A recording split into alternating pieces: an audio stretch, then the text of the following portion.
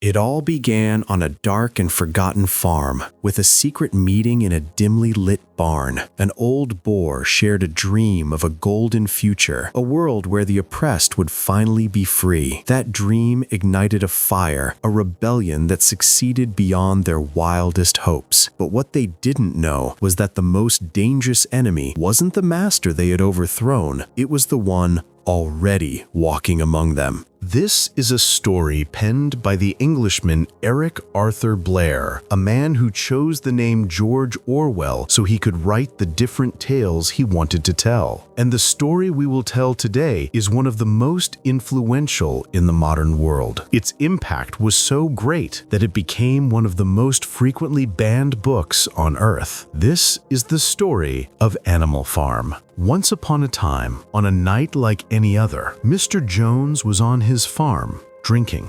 But this night, in particular, was entirely different from any that had come before it. On this night, Mr. Jones drank and drank and drank until he completely forgot to lock the barn door before stumbling off to his house. After he was gone, one of the pigs noticed the open door and decided to do something he had longed to do for ages. He decided to gather all the animals in the barn to tell them something of the utmost importance. A strange dream he had dreamt, a dream he needed to share. This was no ordinary pig. He was the oldest and wisest on the farm, known as Old Major. The boar was in the last days of his life, and the chance to gather every animal at once was an opportunity he could not miss. The farm was home to every kind of animal you could imagine: pigs, horses, dogs, sheep, cows, pigeons, and all manner of birds. And so, the old pig managed to gather them all in one place. The pigs settled themselves in the front row, followed by the horses, sheep, and cows. Old Major began to speak of the strange dream, but before he described it, he told the animals he felt he would die soon, and that he had to pass on the wisdom he had gained from his long life and experience. Then, his voice filled with passion, he declared, "Not a single animal in England is free. The lives of animals are misery and slavery. Our land is not poor, but it is humans who take everything from it. They are the ones who consume without producing. We do everything, and man is the cause of all evil and all problems on this farm." The pig then spoke of his strange dream, a dream in which man had vanished from the farm. It reminded him of a song he used to hear as a young piglet. He began to sing it, and the animals were so moved that they grew wild with emotion. Before they could finish, the whole farm erupted in a chorus, every animal singing with one voice. But to their misfortune, Mr. Jones heard the loud noise and rushed to the barn at once, firing a shot from his gun into the air. The animals scattered in fear, and the farm fell utterly silent. About 3 days after his famous speech, the old pig died. He died and left behind a group of pigs to continue the path he had started. It was the pigs who considered themselves capable of leading a revolution against man. 3 pigs in particular were the most influential on the entire farm: Napoleon, Snowball, and Squealer. Napoleon was a large, rather fierce-looking boar. Snowball was more energetic, more creative, and quicker in speech. But the other animals did not respect him in the same way. They didn't consider him to have much depth of character. As for Squealer, he had a truly incredible gift of speech, a power of persuasion that no one else on the farm possessed. The pigs set about organizing Old Major's teachings into a complete system of thought they called animalism. They began holding secret meetings with the other animals to explain this new system, which would become their new constitution. But as the pigs tried to explain their new order, some of the other animals showed a certain dullness, a dim-wittedness that made them accept the injustice of man. Even though Mr. Jones oppressed them, treated them poorly, and didn't feed them enough, this foolish group of animals had no problem with it. To convince all the animals of the revolution, the pigs relied on the support of the 2 cart horses, Boxer and Clover. Months passed, until one night, Mr. Jones returned home to sleep, having once again forgotten to feed the animals. A great wave of anger swept through the farm. It provoked one of the cows to break down the door of the store shed where the food was kept, and the animals surged forward in a frenzy. At that moment, the farmer woke up and with 4 of his men tried to beat the animals back. But the animals were ferocious. They attacked Mr. Jones and his men, and soon they had taken complete control of the farm, driving Mr. Jones off the land. At last, the animals had carried out a successful revolution. They destroyed everything that belonged to man, everything connected to Mr. Jones and his men. They changed the name of the farm from Manor Farm to Animal Farm, and the pigs became its rulers. During their preparations for the revolution, Snowball and Napoleon had established a set of principles they called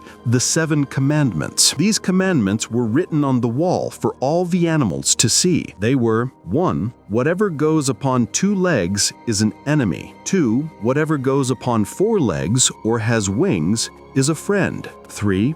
No animal shall wear clothes. 4. No animal shall sleep in a bed. 5. No animal shall drink alcohol. 6. No animal shall kill any other animal. And the 7th and final commandment: all animals are equal. After the animals' victory, and after the pigs had written their new constitution, the old farmer, Mr. Jones, kept trying to find a way to return. He would watch the farm from a distance, observing its condition, waiting for the right moment to attack. Mr. Jones fought several battles with the animals, but he lost every one. The pigs managed to maintain their control over Animal Farm, but even as they successfully repelled the counter-revolutions of Mr. Jones, great problems began to emerge among the pigs themselves. Over time, 2 factions appeared. The first was led by Napoleon, the second by Snowball. Napoleon managed to get Squealer on his side to control the media, the propaganda machine that would shape the animals' thoughts. But Napoleon wasn't just interested in the media, he was also obsessed with the idea of power, of having a force that could protect him from within Animal Farm. To achieve this, he decided to take some young puppies and raise them to become his personal guard. On the other side, Snowball was dedicated to teaching the animals, helping them learn to read and write like humans. At the same time, he had grand plans for modernizing the farm, a plan that would help them face the harsh winter. Snowball's plan was for the animals to build a windmill to help the farm generate electricity. After finishing his blueprints, Snowball decided to share his plan with the other animals. The reaction of most was positive, except for Napoleon, who opposed the idea. Because Napoleon objected, the farm split into 2 camps. The first group of animals decided to vote in favor of Snowball and build the windmill. The second group supported Napoleon. The vote ended with Snowball successfully convincing the animals to build the windmill. This result sent Napoleon into a furious rage. He decided to stage a coup against Snowball. He unleashed his dogs to drive Snowball from the farm, branding him a conspirator and a traitor who was collaborating with the former farmer, Mr. Jones. Napoleon used Squealer to convince the other animals of his ideas and to persuade them that Snowball was a traitor. But then, in a laughable twist, he decided to do something very strange. He decided to build the very windmill he had so fiercely opposed. And to convince the animals to build it, he spread a rumor that he had been the true originator of the idea and that Snowball had stolen it from him. With time, Napoleon gained complete control over the animals. He worked them like slaves and seized most of the food and milk on the farm. He forced the horses, led by Boxer, to haul and drag stones to build the windmill that would help them generate electricity. Then one night,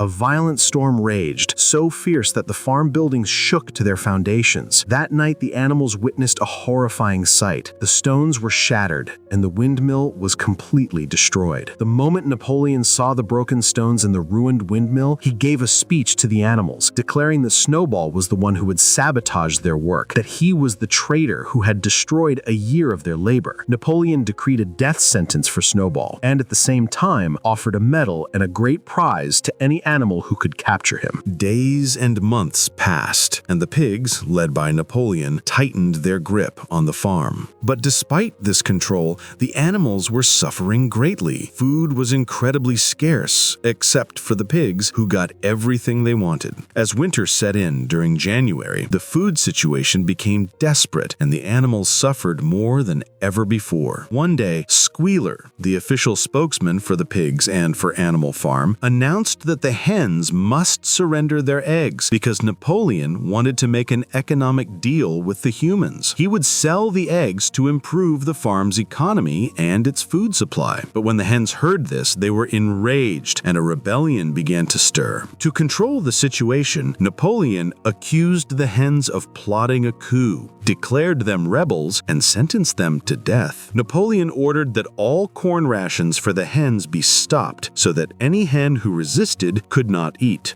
At the same time, he decreed that any animal who offered any help to the hens would also be punished by death. The hens who tried to hold out, who refused to give Napoleon their eggs, died of starvation after 5 days. The rest of the hens who survived were killed and buried on the farm. What Napoleon did was a violation of the animal's constitution, specifically one of the most important of the 7 commandments: no animal shall kill any other animal. And indeed, Napoleon did something completely unthinkable on Animal Farm. What he did was a violation, but Napoleon simply changed the commandment, adding 2 words: without cause. No animal could kill any other animal unless there was a reason for it. In this way, Napoleon could control everything that happened on the farm. Any animal who opposed him, he could simply invent a reason to execute and eliminate them. Days and months went by, and one by one, the 7 commandments they had all agreed upon in their constitution were erased. If you looked at Napoleon,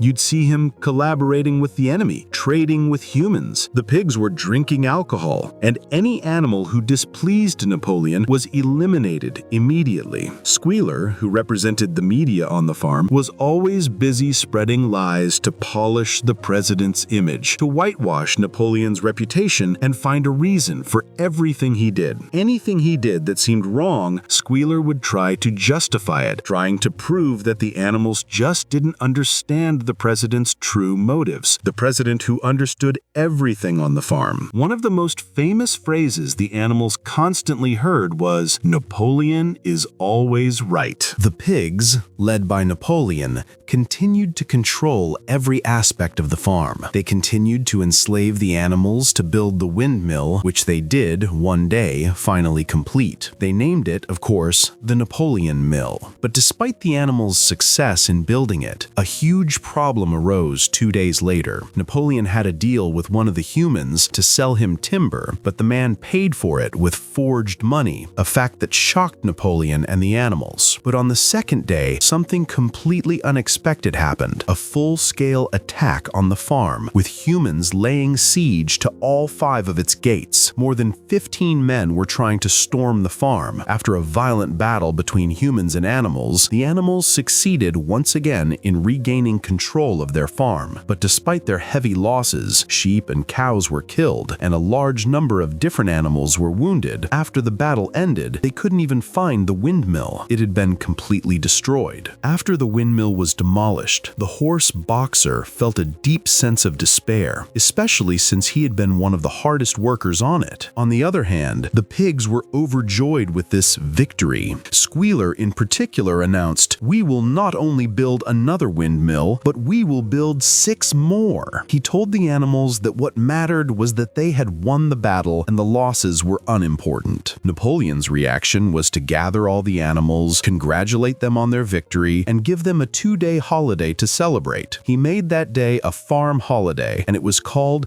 the Battle of the Windmill. Things continued as they were. The pigs' control over everything on the farm only grew with time. The pigs not only took all the best food, but Napoleon personally oversaw their education. Most of the animals on the farm didn't know how to read or write. Napoleon simply wasn't interested in educating anyone except the pigs, the upper class of the farm. This, of course, was the opposite of Snowball, who had been passionate about teaching all the animals to read and write, to learn the language of man. But Snowball was now considered a traitor and an agent, and any problem that occurred on the farm was blamed on him. It was as if Snowball had become the scapegoat for all the pigs' mistakes. The suffering the animals felt grew day by day, and one of the most affected was the horse Boxer, who was considered the hardest working animal on the farm. But despite his exhaustion and the pain he felt in his legs, he never complained to anyone except the other horse, Clover. But with time and the immense immense amount of work Boxer did, one day he simply couldn't move. He had suffered a major injury and was bleeding. After Squealer found out, he told Boxer he had to go to the hospital, a veterinary hospital in another town outside the farm. And indeed,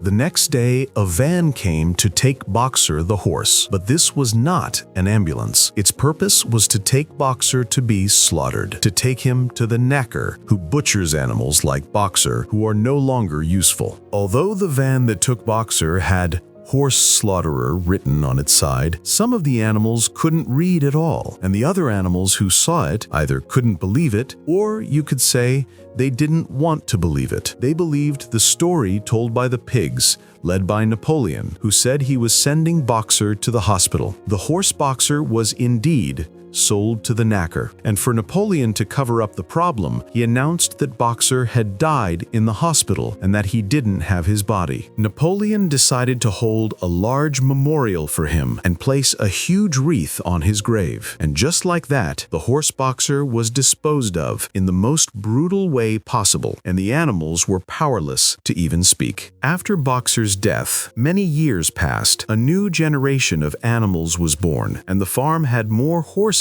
besides Clover, but these horses didn't think for themselves. With time, the farm became more prosperous and more organized. A large number of buildings were constructed alongside the windmill, but even though the animals lived in poverty and humiliation, they had gotten used to it. They were accustomed to living this life. They had no other concern than to live day by day. Even if they were living under the tyranny of the pigs, they thought they were much better off than under the humans, who took all the farm's bounty and did nothing. One day, the horse Clover was walking towards the wall where the 7 commandments had been written, but Clover was old now, so she asked the donkey Benjamin, "What is written on that wall now?" The donkey Benjamin told her, "There is nothing written on the wall anymore, except for one single commandment. All animals are equal, but some animals are more equal than others." All the other 6 commandments had been removed. With each passing day, the relationship between the pigs and humans grew stronger and stronger, until one day the animals heard voices coming from inside the farmhouse. The animals went to see what the noise was and found a bizarre scene. They saw 6 farmers and 6 pigs sitting together, laughing,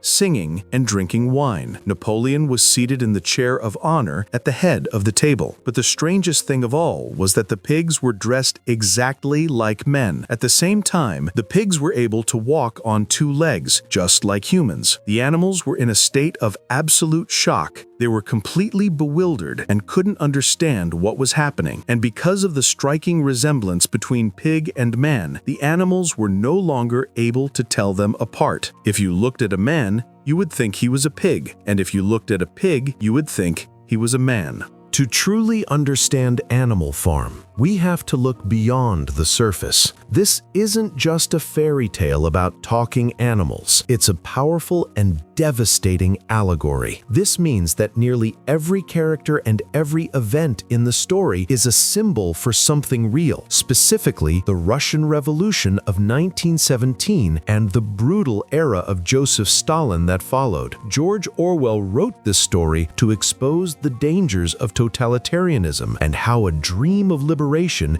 can be twisted into a nightmare of control. So let's break down the key symbols. Mr. Jones, the neglectful farmer, represents Tsar Nicholas II, the last emperor of Russia, whose poor leadership led to his downfall. Old Major, the wise old boar who inspires the rebellion, is a blend of Karl Marx and Vladimir Lenin. He is the father of the revolution's ideals, the dream of a classless, equal society. Napoleon, the cunning and ruthless pig who seizes power, is the chilling representation of Joseph Stalin. He is a tyrant who rules through fear, propaganda, and brute force. Snowball, the idealistic and intelligent pig, represents Leon Trotsky. He is a visionary leader who genuinely wants to improve the farm, but he is chased away and branded a traitor by his rival Napoleon. Squealer, the persuasive silver-tongued pig, represents the propaganda machine of a totalitarian state. His job is to justify Napoleon's actions, rewrite history, and manipulate language to control what the other animals think. Boxer, the hardworking and loyal horse, symbolizes the exploited working class. He believes deeply in the revolution and works himself to death, blindly trusting his leaders with his famous mottos, "I will work harder," and